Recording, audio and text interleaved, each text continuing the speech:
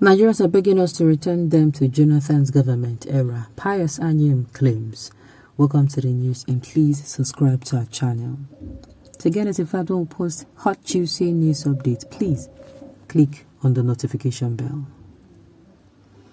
Pius blamed the present socio-economic problems besetting Nigeria on those who pulled out of the People's Democratic Party (PDP) in 2013 and allegedly deceived Nigerians. Former president of the Senate and presidential aspirants, Pius Anyim, has stated that the country would have reaped more benefits of democracy if the administration was not obstructed by the APC in 2015. Pius blamed the present socio-economic problems besetting Nigeria on those who pulled out of the People's Democratic Party (PDP) in 2013 and allegedly deceived Nigerians.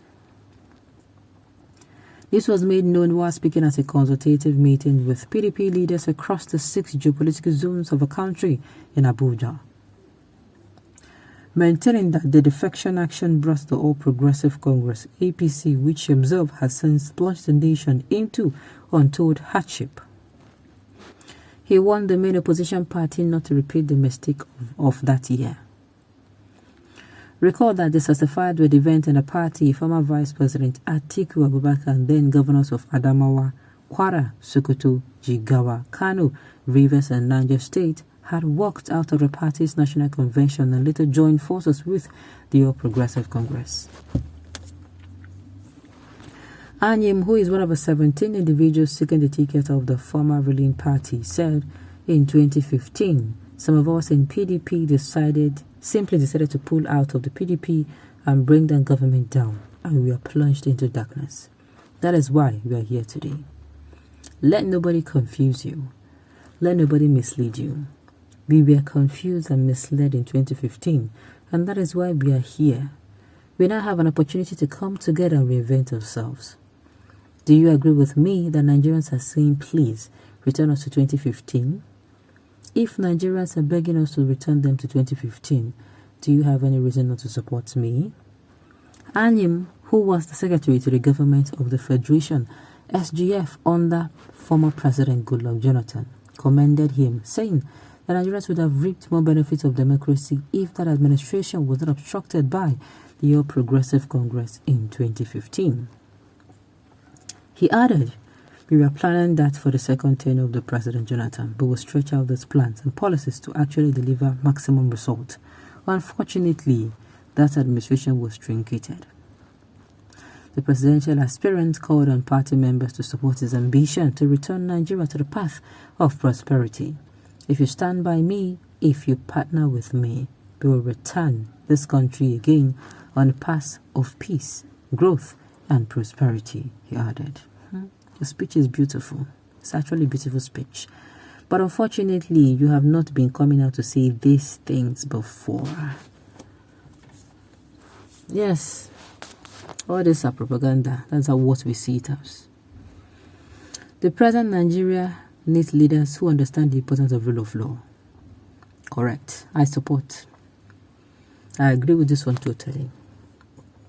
Leaders who understand the importance of constitutional reform to demonstrate equal opportunity, justice, and accountability for all.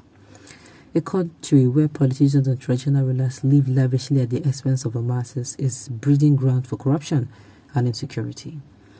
Any country who claims to practice democracy that does not have a constitution to inspire the creation of institutions to protect and promote the rule of law is doomed to fail. I cannot agree less with this. This is absolutely correct. People from your side were beneficiary of the previous administration where corruption dominated the entire landscape and the left without any infrastructural development and insecurity were prevalent. Okay, this your grammar is big. And it's not true. It's certainly not true. Yes, I'm not going to say the PDP, they are 100% good as well.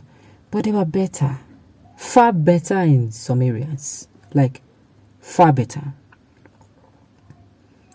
Which Nigerians are you talking about? We are tired of seeing these recycled, ruthless rulers of APC and PDP. We need new, energetic leaders.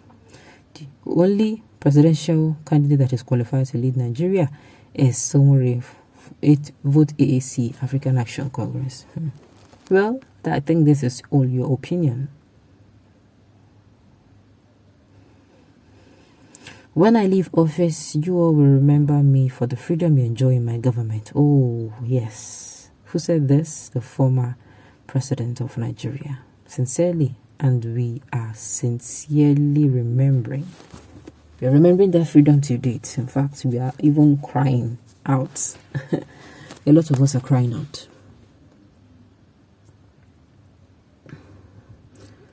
Statement of a confused generation in the 21st century. Okay, go and face your family the exact way you used the opportunity you had in government. Oh my goodness. Some people are really, really extreme. Big lie. Jonathan administration was a mess. 2.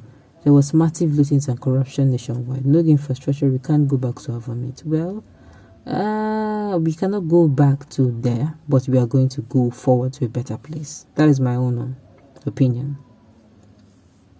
If it is a return to Jonathan era, please, he should not vie for presidency. It's better he goes home and play with his grandkids. He is not saying he wants to bring us back to, he's not literally that saying that Jonathan will come back. He's only saying that, people are saying they want to go back to the way things were when Jonathan was actually still the president of Nigeria. If they can return us to Uncle Jonathan's time, it is better than the mess that we are in as a nation. People are actually saying it. A few people are coming out to say, it is actually correct that they are saying it. And truly, what we need right now is somebody who will understand that there should be rule of law. The law should not be above anybody, no matter who that person is. The pastor is your father, your mother, whoever. It should not be above anyone. Then secondly, there should be justice, equity, and fairness. Justice, equity, and fairness. Justice, equity, and fairness at all levels. There should not be a time where you portion it. It should be standard. Then we should have a constitution that supports, that has the will of the people. A constitution where you see the will of the people, they're clearly written, boldly written, and indeed it is the will of the people. Okay. Well, in my own opinion, I would say instead of we going back, we'll go front to a place where there is progress, where there's equity, rule of law, fairness and justice, no religious bigotry, no ethnic sentiment, a whole lot of that. Okay, on this note, we have come to the end of the news. We say thank you for tuning in to listen. Until I come your way next time, enjoy the rest of your day.